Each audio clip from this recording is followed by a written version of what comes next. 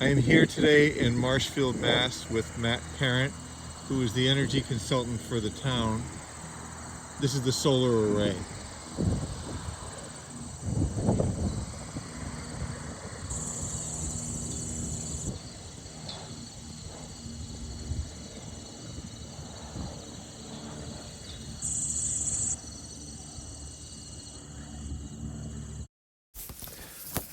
This is the site of the new solar array across the street from the old solar array on Clay Pit. This is the capped transfer station. This site is much bigger than the other site. As you can see, there are no houses anywhere inside of it. Matt Parent, the energy consultant, will talk with us about the details of the power output here. This is going to benefit the town and citizens of Marshfield tremendously. When it is finished in 2021, it will be the biggest solar array in the state owned by a town. I'm here today with Matt Parent, who is the energy consultant for Marshfield, Massachusetts. We're going to talk about the new solar array. So we just saw footage of the 5 megawatt solar array at the other side of Clay Pit Road. And now on the other side by the transfer station, we're looking to install a 8 megawatt solar array. So between the two, it'd be 13 megawatts. This one here is going through permitting. The Board of Selectmen have approved it, the town has approved it, and the ZBA has approved it. Now we've concluded our PPA, our power purchase agreement, and now we're going to start breaking ground by the end of this year.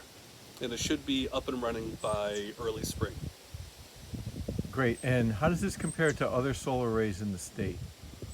Sure. I mean, there are a lot of landfill solar arrays going in. They're awesome to have because it's land that can't be used. So the solar developer gets additional adders for it being on a landfill.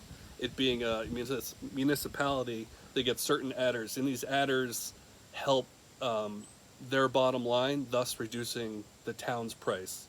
So what the town gets out of it is there's no upfront money cost for them to work with the developer, and the town gets a 14-cent reduction of their electricity. So let's say we have dozens of metered things around town, and we pay between 17 and 23 cents a kilowatt.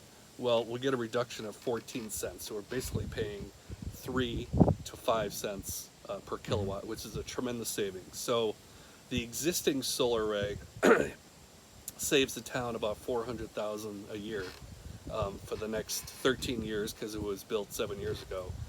The new solar array will save $1.1 million a year for the next 20 years. Wow. It's a tremendous savings. And then there are plans to even expand to the high schools or the There are. system. So we're looking at every school in town, the high school, Furnace Brook, Martinson, all the elementaries, as well as a couple land sites, fire stations, carports, council on aging, the library. All those sites will add up to about 12 sites, give or take. And so adding that up, just those projects will be another 14 megawatt of power, saving the town between 1.5 and another $2 million a year. And when are they going to be completed?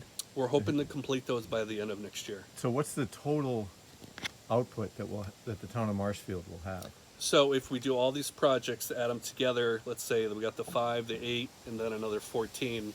What's the math there? Like 25 to 28 Wow. megawatts. Yeah. Wow. So how large solar arrays work? Let's say we take the 8 megawatt solar array. The solar developer will develop that. The town will only take 2 megawatts of that because we can only take as much as we use.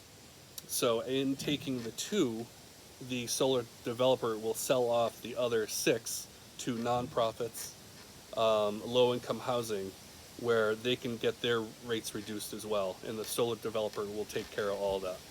And that is within the town of Marshfield? They will start with the town of Marshfield, because again, it's better to have energy that's local, Right. as all part of that local energy resiliency program that we're trying to work on. And then they'll reach out to other parts of the South Shore and the state to sell that extra energy to them as well. So this will like stabilize the grid in this area. Exactly, exactly. The more energy we can produce in this area will help reduce power outages long term.